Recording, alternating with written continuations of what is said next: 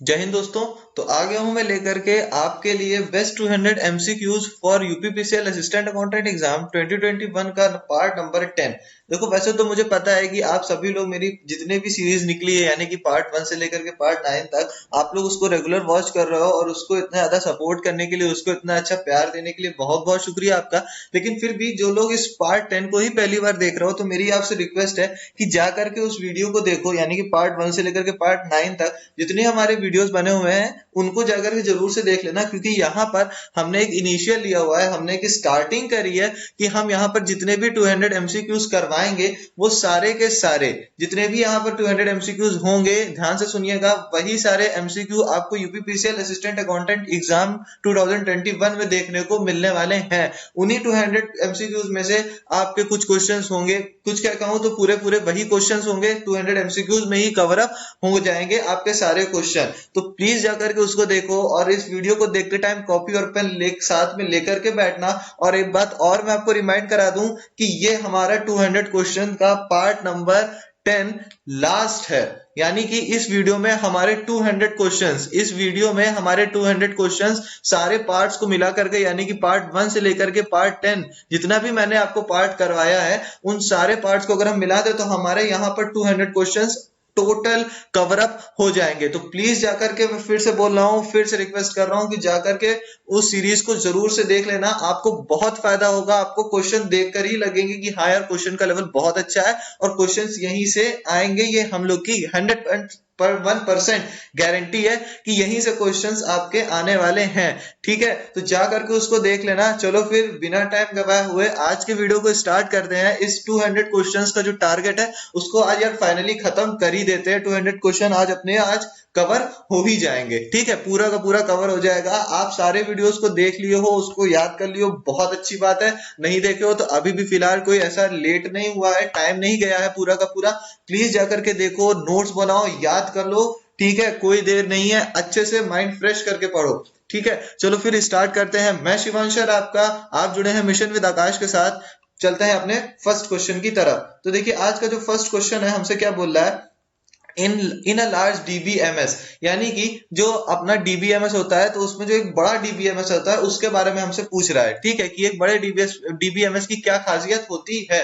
ठीक है, इन a large DBMS. देखो सबसे पहले डीबीएमएस के बारे में बताने से पहले आपको ये पता होना चाहिए कि डीबीएमएस का फुल फॉर्म क्या है। ठीक है, तो डीबीएमएस का फुल फॉर्म क्या है उम्मीद करता हूं आप लोगों को पता होगा, और अगर नहीं पता है तो हर वीडियो में मैं बोलता भी हूं कि यार फुल फॉर्म को याद कर लो, आते हैं फुल फॉर्म। तो डीबीएमएस का फुल फॉर्म क्या होगा, डाटाबेस मैनेजमेंट सिस्टम। ठीक है, डाटाबेस मैनेजमेंट सिस्टम। तो हमसे ये बोल रहा है कि जो एक बड़ा डाटाबेस मैनेजमेंट सिस्टम होता है ना, लार्ज डीबीएमएस, उसमें क्या होता है। ऑप्शन क्या क्या है हमारे पास, ईच सब schema contains every field in the logical schema, यानी कि प्रत्येक उप स्कीमा में तार्किक स्कीमा के प्रत्येक क्षेत्र होते हैं। देखो ऊपर का थोड़ा इंग्लिश का छुपा हुआ है क्वेश्चन, लेकिन हिंदी का पूरा एकदम क्लियरली दिख रहा है। ठीक है, चलते हैं ऑप्शन नंबर बी की तरफ। Each user can access every sub schema, यानी कि प्रत्येक उपयोगकर्ता प्रत्येक उप स्कीमा तक पहुंच सकता है। C, each user can see only a small part of the entire database, यानी कि प्रत्येक उपयोगकर्ता पूरे डाटाबेस का केवल एक छोटा सा हिस्सा देख सकता है, या फिर D all of the above, यानी कि ऊपर के सभी। ठीक है, तो करेक्ट आंसर क्या हो जाएगा, इन अ लार्ज डीबीएमएस, एक बड़े डीबीएमएस में क्या होता है। इसका करेक्ट आंसर होगा ऑप्शन नंबर सी, यानी कि एक बड़े डीबीएमएस में each user can see only a small part of the entire database, यानी कि हर एक यूजर कोई एक बड़े डाटाबेस का सिर्फ और सिर्फ एक छोटा पार्ट देख सकता है, एक छोटा सा हिस्सा, देखो छोटा सा हिस्सा देख सकता है, यानी कि प्रत्येक उपयोगकर्ता पूरे डाटाबेस का केवल एक छोटा सा हिस्सा देख सकता है। चलो अब आगे बढ़ते हैं अपने क्वेश्चन नंबर सेकंड की तरफ। क्वेश्चन नंबर सेकंड हमसे क्या बोल रहा है, अ नेटवर्क स्कीमा, एक नेटवर्क स्कीमा के बारे में हमसे पूछ लिया, जो नेटवर्क स्कीमा होता है उसके बारे में। ऑप्शन क्या बोल रहा है, option A restricts the structure to a one to many relationship, यानी कि संरचना को एक से अनेक संबंध तक सीमित करता है। B, stores data in tables, यानी तालिकाओं में डेटा संग्रहित करता है, या फिर C permits many to many relationships यानी कि कई से अनेक संबंधों की अनुमति देता है, या फिर D none of the above या फिर इनमें से कोई भी नहीं। तो करेक्ट आंसर क्या हो जाएगा, एक नेटवर्क स्कीमा के बारे में करेक्ट आंसर क्या हो जाएगा, ऑप्शन नंबर सी। यार देखो ये तो समझ में भी आ रहा है कि एक नेटवर्क क्या होता है, permits many to many relationships यानी कि कई से अनेक संबंधों की अनुमति देता है। यानी कि देखो नेटवर्क के थ्रू हम लोग क्या कर सकते हैं, कई से अनेकों से हम लोग अपने संबंध बना सकते हैं, है ना, मैनी टू मैनी रिलेशनशिप्स हम लोग बना सकते हैं। चलो आगे बढ़ते हैं क्वेश्चन नंबर 3 की तरफ। क्वेश्चन नंबर 3 क्या हमसे बोल रहा है, administrative supervision of database activities is the responsibility of the, यानी कि डाटाबेस गतिविधियों के प्रशासनिक पर्यवेक्षण की जिम्मेदारी है। यानी कि जो एडमिनिस्ट्रेटिव सुपरविजन होता है यानी कि प्रशासनिक पर्यवेक्षण जो होता है, किसकी, डाटाबेस एक्टिविटीज जितनी होती है उसकी रिस्पॉन्सिबिलिटी किसकी होती है। ठीक है, तो ऑप्शन क्या क्या है हमारे पास, A DP manager, B DB manager, C database administrator, या फिर डी वीपी डीपी एडमिनिस्ट्रेशन। ठीक है, तो करेक्ट आंसर क्या हो जाएगा भाई, सिंपल सी बात है, क्वेश्चन से भी समझ में आ रहा है कि अपना करेक्ट आंसर क्या होगा, डाटाबेस एडमिनिस्ट्रेटर। यानी कि भाई जो डाटाबेस एडमिनिस्ट्रेटर होगा अपना, उसी की सारी तो जिम्मेदारी होगी ना डाटाबेस की एक्टिविटीज की रिस्पॉन्सिबिलिटी, है ना। तो बिना इसमें ज्यादा कंफ्यूजन नहीं होनी चाहिए। फिलहाल आगे बढ़ते हैं क्वेश्चन नंबर 4 की तरफ। अब फाइल कंसिस्ट ऑफ, यानी कि जो अपनी जो फाइल होती है वो क्या होता है, यानी कि एक फाइल से मिलकर बना है। ये जो फाइल हम लोग बनाते हैं कंप्यूटर्स पर, अपने फोन्स पर भी इवन हम लोग फाइल बनाने लगे हैं, ये जो फाइल हम लोग बनाते हैं उस वो किससे मिलकर बनता है। ठीक है, तो ऑप्शन क्या क्या है हमारे पास, A records and sorts, B fields and records, C database and fields, या फिर डी फील्ड्स एंड सॉर्ट्स। तो करेक्ट आंसर क्या हो जाएगा, किससे मिलकर के ये बनता है, तो करेक्ट आंसर इसका होगा ऑप्शन नंबर बी, यानी कि फील्ड्स एंड रिकॉर्ड्स। ठीक है, फील्ड्स एंड रिकॉर्ड। देखो फाइल में क्या होता है, हम अलग अलग फील्ड्स के हिसाब से क्लासिफाई कर लेते हैं और अपने जो रिकॉर्ड्स होते हैं उनको अपने फील्ड के हिसाब से रिकॉर्ड्स को ट्रांसफर किया जाता है। जैसे सुबह का रिकॉर्ड ये रहा, शाम का रिकॉर्ड ये रहा, इस दिन का रिकॉर्ड ये है सुबह और शाम का, ऐसे करके क्लासिफाई करते हुए चले जाते हैं ना। तो इसीलिए इसका जो करेक्ट आंसर हो जाएगा, करेक्ट आंसर क्या होगा, फील्ड्स एंड रिकॉर्ड्स। चलो आगे बढ़ते हैं क्वेश्चन नंबर 5 की तरफ। क्वेश्चन नंबर 5 क्या बोल रहा है, an entry in the telephone book can be compared to a, यानी कि टेलीफोन बुक में एक प्रविष्ट की तुलना किससे की जा सकती है। ठीक है, किससे की जा सकती है, टेलीफोन बुक की जो एक कंपेयर अगर करें हम टेलीफोन बुक को, जो एंट्री होती है टेलीफोन बुक में, उसको हम किससे कंपेयर कर सकते हैं। ऑप्शन क्या क्या है हमारे पास, ए रिकॉर्ड, बी फील्ड, सी डाटाबेस, या फिर डी फील्ड। देखो ये और ये ऑप्शन सेम है, कंफ्यूज मत होना कि दोनों में कोई अंतर होगा, ये दोनों पूरे के पूरे सेम रखे गए हैं आपको कंफ्यूज रखने के लिए। ठीक है, मैं फिर भी आपको बता दिया कि ये क्या है, एकदम सेम है। ठीक है, तो करेक्ट आंसर क्या होगा, किससे हम उसको कंपेयर कर सकते हैं, रिकॉर्ड से। ठीक है, अपना जो रिकॉर्ड होता है, जो किसी रिकॉर्ड हम लोग करते हैं, उस रिकॉर्ड को हम टेलीफोन बुक से चाहे तो कंपेयर कर सकते हैं। ठीक है, आगे बढ़ते हैं क्वेश्चन नंबर 9 से। क्वेश्चन नंबर 6 क्या बोल रहा है हमसे, इन अ डाटाबेस अ नेटवर्क स्ट्रक्चर, यानी एक डाटाबेस में एक नेटवर्क संरचना। ठीक है, जो अपना जो डाटाबेस होता है उसमें एक नेटवर्क स्ट्रक्चर कैसा होता है ये हमसे पूछ रहा है। ऑप्शन क्या क्या हमारे पास, A is a physical representation of the data, यानी कि डाटा का एक भौतिक प्रतिनिधित्व है।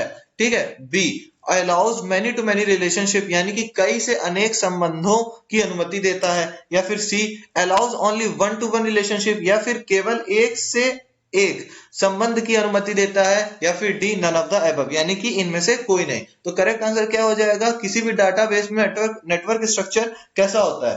ठीक है, तो करेक्ट आंसर क्या होगा इसका, ऑप्शन नंबर बी, यानी कि allows many to many relationship. देखो नेटवर्क स्ट्रक्चर में मैनी टू मैनी रिलेशनशिप एक तरह से सिमिलरली है, तो इसको आप एक तरह से दिमाग में बैठा सकते हो। ठीक है, कि जहां पे नेटवर्क आ जाए वो क्या करता है यार, हमको कई से अनेकों से संबंधित यानी संबंधों की हमको क्या करता है, अनुमति प्रदान करता है।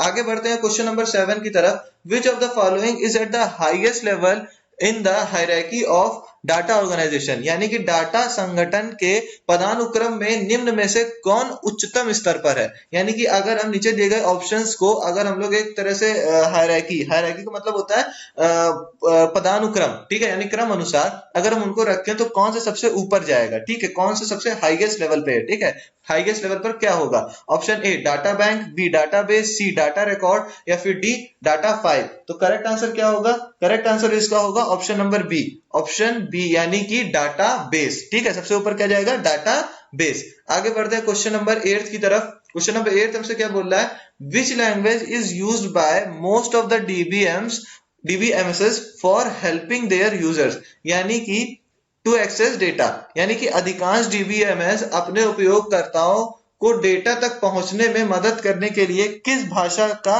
उपयोग करते हैं।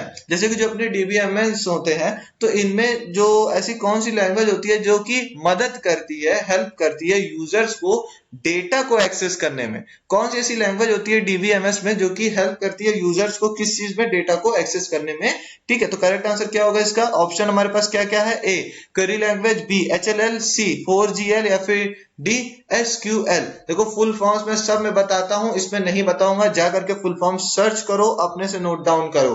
ठीक है, अपने से नोट डाउन करो, अपने से सर्च करो। ठीक है ना, फिलहाल इसका जो करेक्ट आंसर होगा, इसका करेक्ट आंसर मैं आपको बता दूं, करेक्ट आंसर इसका होगा ए, यानी कि क्वेरी लैंग्वेज। क्या होता है, क्वेरी लैंग्वेज ऐसी लैंग्वेज होती है जो कि हेल्प करती है डीबीएमएस के यूजर्स को डेटा को एक्सेस करने में। ठीक है, यानी कि डेटा को देखने में। ठीक है, बड़े क्वेश्चंस पे घबराया मत करो, आराम से पढ़ो, क्वेश्चन हो जाएंगे। ठीक है, आगे बढ़ते क्वेश्चन नंबर 9 में। लो बड़ा क्वेश्चन आ भी गया, द रिलेशनल डाटाबेस मैनेजमेंट यानी system manages data in more than one file at once, how does it organise this file, यानी कि रिलेशनल डाटाबेस मैनेजमेंट सिस्टम एक बार में एक से अधिक फाइल में डेटा को मैनेज करता है या इन फाइलों को कैसे व्यवस्थित करता है।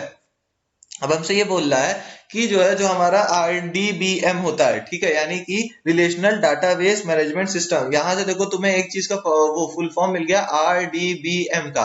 ठीक है, रिलेशनल डाटाबेस मैनेजमेंट सिस्टम, ठीक है, आरडीबीएम। ठीक है, तो रिलेशनल डाटाबेस मैनेजमेंट सिस्टम में जो फाइल होती हैं वो एक या एक से ज्यादा भी होती हैं, एक साथ वाली, ठीक है, एक जैसी वाली। ठीक है, data in more than one file at once, एक साथ एक से ज्यादा फाइल भी ये हैंडल करता है। तो अब हमसे ये पूछ रहा है कि how does it organise this file, यानी कि यह इन फाइलों को कैसे व्यवस्थित करता है। जो आरडीबीएम होता है वो फाइल्स जो होती हैं डिफरेंट डिफरेंट तरह की, तो उसको कैसे वो व्यवस्थित करता है। Option A tables, B relations, C both A and B या फिर डी टपल्स। ठीक है, तो करेक्ट आंसर क्या हो जाएगा, किसके थ्रू ये करता है, करेक्ट आंसर होगा इसका ऑप्शन नंबर सी, यानी कि both A and B, tables के थ्रू भी ये करता है, टेबल्स भी सही है और रिलेशंस भी सही है, तो इसीलिए अपना जो रिक्वायर्ड ऑप्शन होगा वो होगा बोथ ए एंड बी, यानी कि ऑप्शन सी। ठीक है, आगे बढ़ते हैं क्वेश्चन नंबर 10 की तरफ। बहुत ही इजी क्वेश्चन है, लेकिन प्रैक्टिकल का क्वेश्चन है, प्रैक्टिकल के पर्पज से ये इंपॉर्टेंट है। ठीक है तो इजी लेकिन इंपॉर्टेंट क्वेश्चन है। एक तालिका से मिलकर बनता है, यानी कि जो हमारा जो टेबल होता है वो किससे मिलकर के बना होता है। ठीक है, ऑप्शन क्या क्या हमारे पास, A rows and columns, B rows and cells, C fields and column या फिर D none of the above. तो यार देखो ये तो सभी को पता भी है, प्रैक्टिकल वाले तो एकदम 100% श्योर हो गए होंगे ऑप्शंस को ही देख करके। इसका जो रिक्वायर्ड ऑप्शन हो जाएगा वो होगा ए, यानी कि रोज एंड कॉलम्स। ठीक है, और ऑप्शन देखो बी क्या है, रोज एंड सेल, तो देखो रो तो पता है, सेल्स क्या होती है, जहां पर रो एंड कॉलम इंटरसेक्ट करते हैं वहां पर सेल्स बनती हैं, फील्ड्स एंड कॉलम्स तो होगा ही नहीं, नन ऑफ द अबव भी नहीं होगा, इसलिए अपना जो रिक्वायर्ड ऑप्शन हो गया वो हो गया ए, यानी कि रोज एंड कॉलम्स। आगे बढ़ते हैं क्वेश्चन नंबर 11 की तरफ। A command that lets you change one or more field in a record is, यानी कि एक कमांड जो आपको एक रिकॉर्ड में एक या एक से अधिक फील्ड बदलने की सुविधा देता है। अब हमसे ये बोल रहा है कि ऐसा कौन सा कमांड है जो कि हमको एक परमिशन देता है, एक हेल्प कह सकते करता है कि हम चेंज कर सकें एक या एक से ज्यादा फील्ड्स में एक ही रिकॉर्ड में। ठीक है, अगर हमें एक ही रिकॉर्ड में एक या एक से दूसरी फील्ड में अगर हमें जाना है तो हम कैसे चेंज कर सकते हैं, कौन सा कमांड है वो। ऑप्शन क्या क्या हमारे पास, A insert, B lookup, C modify या फिर D none of the above. तो करेक्ट आंसर इसका क्या हो जाएगा, कौन सा होगा रिक्वायर्ड ऑप्शन। ठीक है, तो करेक्ट आंसर इसका होगा ऑप्शन नंबर सी, यानी कि मॉडिफाई। मॉडिफाई के थ्रू हम लोग एक फील्ड से दूसरी फील्ड में जा सकते हैं किसी भी एक पर्टिकुलर रिकॉर्ड में। आगे बढ़ते हैं क्वेश्चन नंबर 12 की तरफ। अ डाटाबेस मैनेजमेंट सिस्टम, अब यहां पर देखो हमसे क्या पूछ लिया है, डाटाबेस मैनेजमेंट सिस्टम के बारे में, यानी डीबीएमएस के बारे में हमसे पूछ लिया है। ठीक है, तो ऑप्शन क्या क्या हमारे पास, A can do more than a record management system, यानी कि एक रिकॉर्ड प्रबंधन प्रणाली से अधिक कर सकता है, या B is a collection of programs for managing data in a single file, यानी कि एक फाइल में डेटा का प्रबंधन के लिए कार्यक्रमों का एक संग्रह है, या फिर C allow simultaneous access to multiple file, यानी कि एक एकाधिक फाइल तक एक साथ पहुंचने की अनुमति देता है, या फिर D both B and C.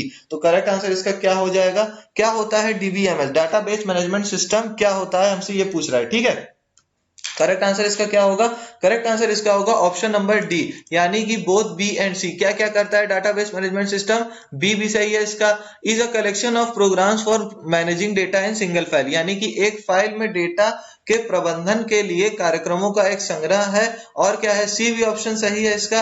Allow simultaneous access to multiple file, यानी कि एकाधिक फाइल तक एक साथ पहुंच की अनुमति देता है।